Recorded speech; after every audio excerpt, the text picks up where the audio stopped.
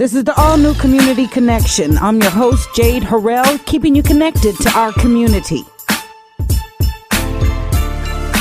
Anthony Anderson, Sr., retired St. Louis City police officer. After 20 years of service, wants to fill gyms, not jails, with St. Louis area youth. Anderson, who is currently a Metro police officer, wants to give our kids a purpose in gyms to keep them off the streets and out of trouble.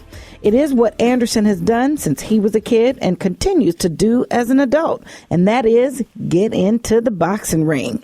I'm joined by Anthony, who is celebrating in honor of his dad, hosting the Showdown, William Sarge Anderson Boxing Classic. Good day to you, Anthony. Thank you. Good morning, Ms. Harrell. Well, tell me about your childhood where you were boxing with your dad. Yeah, I was a young boxer here in St. Louis, and I was taught by my father, who was a 1954 and 1956 Golden Gloves champion. And I always wanted to do the things that my father did. So I started with the boxing. I continued on in life to mentor young guys to do the right thing. And I just wanted to follow my father's footsteps. So I joined the St. Louis Police Department like he did after boxing and after graduating from high school. And I went on to teach art of boxing within the inner city youth as a police officer, as he did.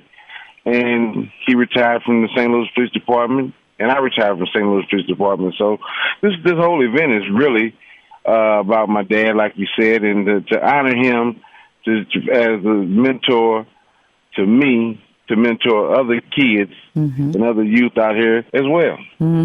Tell me more about William Sarge Anderson. Yeah, my father, he was a St. Louis police officer that he started the very first police boxing team. He started out of his own pocket. He had no funds from the police department or anything. It's something he wanted to do because the older policemen in his era were mentoring him to, do the right thing. So he was taught by Major Jim Reddick, who was a good boxer and a major on the St. Louis Police Department, and by a detective by the name of Tom Brooks. So he felt that he would give back the same way they did, so he started his own boxing team. Then, after he started his boxing team, it came the Police Athletic League, which is PAL. And now they have over 700 kids involved in the Police Athletic League program throughout the city. And it's keeping these kids with something to do. Now, that's powerful to hear that your father mentored and modeled for you of what he was mentored and modeled before him.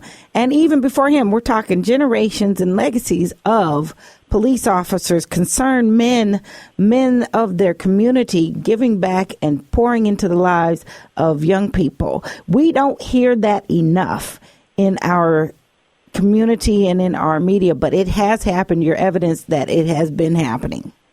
Yeah, and my whole concept behind this is with the We Feel Gyms, Not Jails, is that I'm on a mission to try to deter some of the killing and crime in the St. Louis community. I'm proud to say when I go out of town to these different boxing events to take my boxing team, the guys, they say, well, St. Louis is a little rough. No, St. Louis is a beautiful city. And all we need to do is keep these young men with something to do. I tell my guys in my gym, if you're frustrated about something, it's a $550 heavy bag over there. Take that fresh out on that bag over there. So it's a continuous thing where we're trying to keep these kids with something positive to do. We're also, in January of 2016, we're going to start a program where we're going to further the mentoring program, where we're going to teach kids, these young men and women, how to dress for an interview, how to tie a tie, how to prepare a resume. U.S. Bank is one of my supporters, and they're going to do a financial leadership class with the youth as well.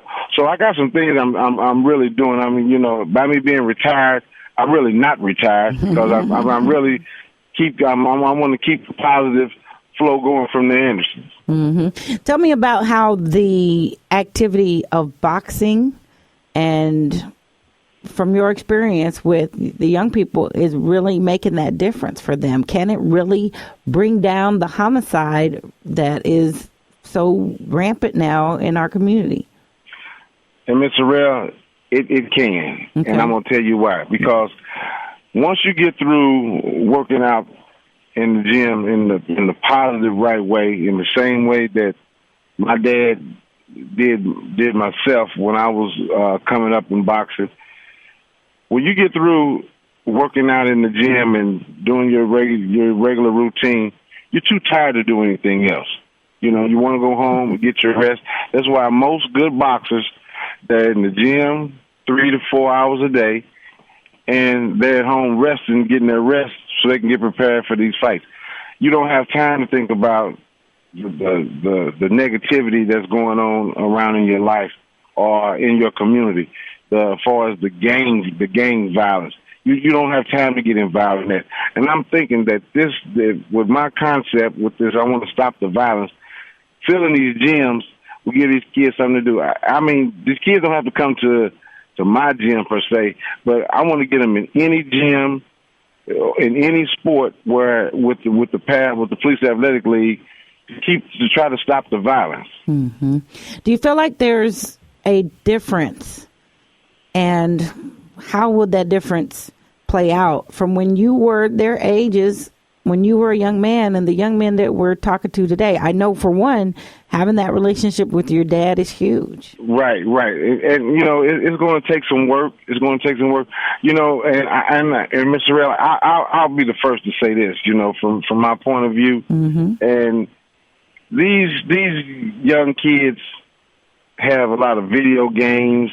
These cell phones have crippled this young generation. Okay. And what I'm saying that is, I asked a couple of my fighters, or one day I did a little poll in the gym, and I asked, how many of you have baseball bat and a glove? Mm-hmm. And, you know, I can only say that one kid said he had a baseball bat and a glove because he said he wanted to play for the St. Louis Cardinals baseball team. And there's now a good baseball team. And none of these kids go to the park and play baseball anymore. Mm-hmm. So that's part of the problem. I agree, and I think that also plays a part in, like you said, if all you see, experience, and hear is what's hard and negative and wrong around you, like you said, you don't have time to think about your hard times.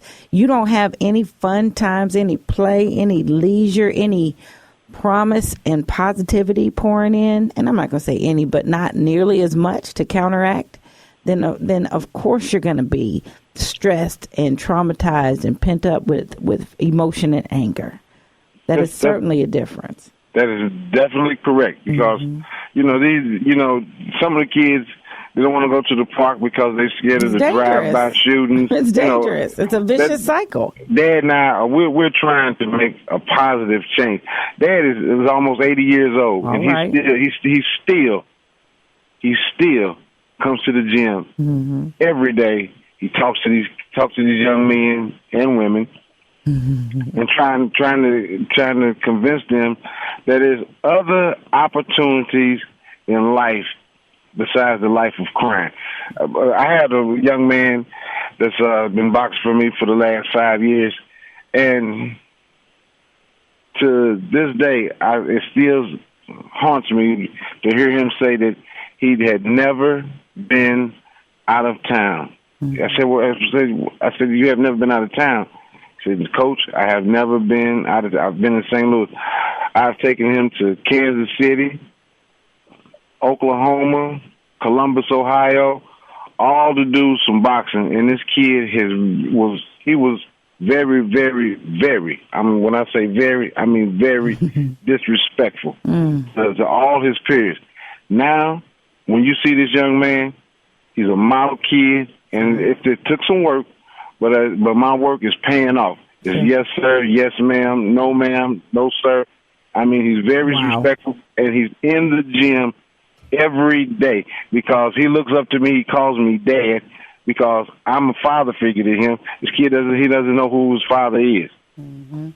Talk about that work, Anthony, because there's lots of grown-ups who could do something. And I love that you included that the work paid off. What is some of the work that had to happen? And what is the trade-off? Because we can come in here and start slinging a bunch of rules at our young people. We can come in here and start giving a bunch of orders to our kids. But what is it that made the balance work to where you see a totally different child now? I'm thankful to hear about that success. It's taking the time and the effort to try to help them and teach them to do the right thing. Mm-hmm. You know, this kid here, for example, that I'm discussing about, I would get him on the weekends when my gym is closed, because it's closed on the weekend. I would get him and I would take him with me and show him the positive things in life, mm-hmm. how to sit down, pay your bills, sit down, how you respect people and you gain respect. How you dress, and it took time, but it wasn't an overnight thing. It took me a while to grasp, and then you have to let these kids know that you are trying to do something for them in a positive way. You're trying to show them something positive, and once you get to the point where you're showing these kids something positive, they want their names in the newspaper. You want to be recognized. Like I told this young man, I said that I am recognized and known throughout the city of St. Louis for my duties as a police officer because I done the right thing. I didn't mistreat anyone. I didn't do anything to embarrass myself. I wanted to do the right thing because I want to make my dad proud. I want to do the same things my dad did. So that's what you need to do. So this kid is trying to follow what I'm doing now is he's helping mentor some of the younger kids because my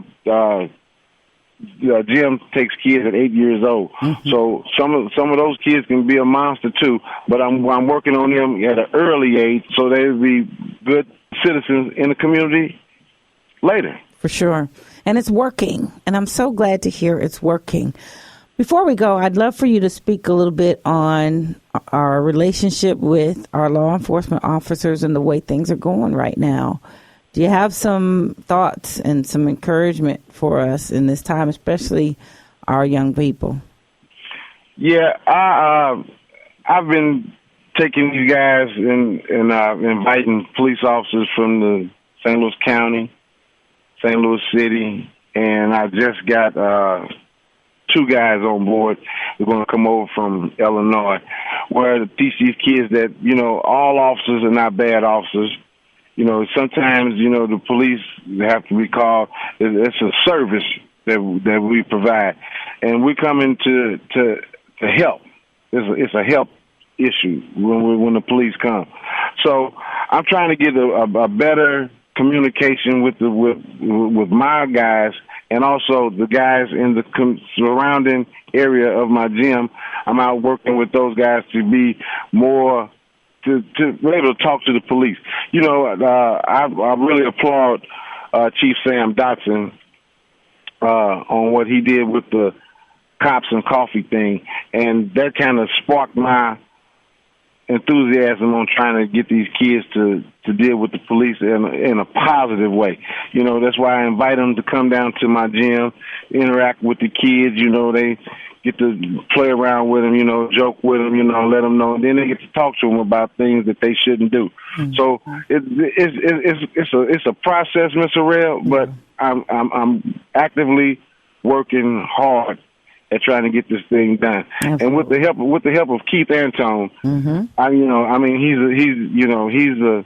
He's been a big inspiration and a big help to me, because sometimes, and I don't want everyone to think that this is just something you do every day.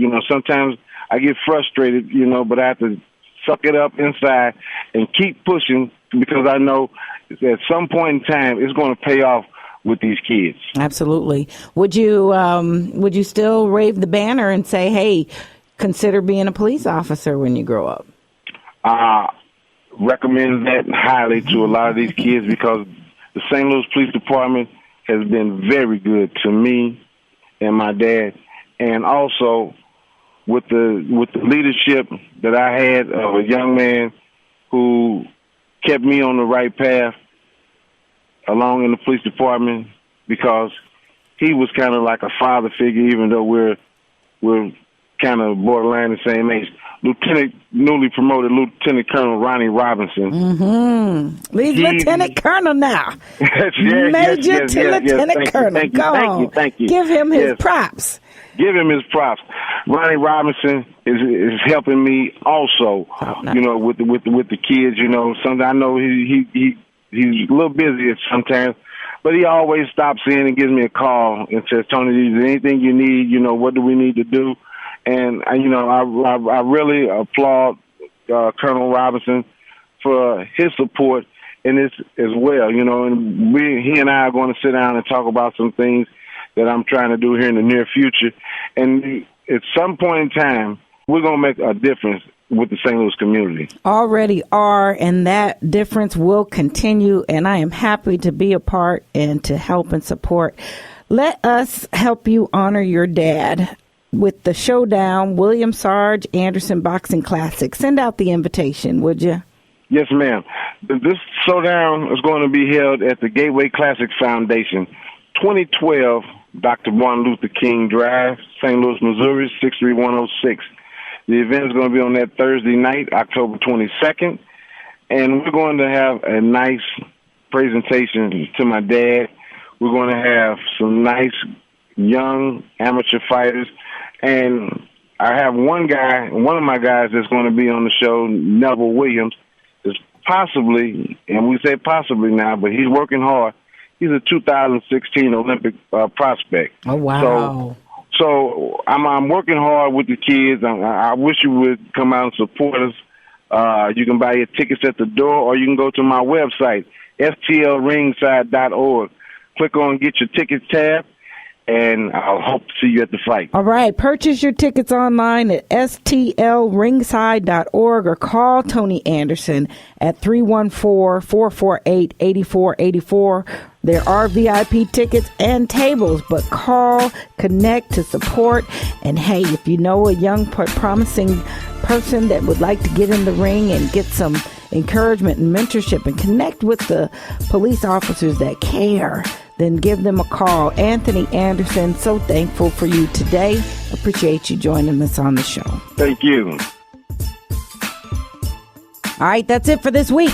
If you have questions or comments or have something you'd like to include in the community calendar, you can leave a message on our message box at 314-333-8369, 314-333-8369. And for more information about our show or any of our guests, you can visit us online and listen to the podcasts at Spreaker.com. That's Spreaker.com. And search Community Connection with Jade Harr. You all be blessed, do blessed, and take care.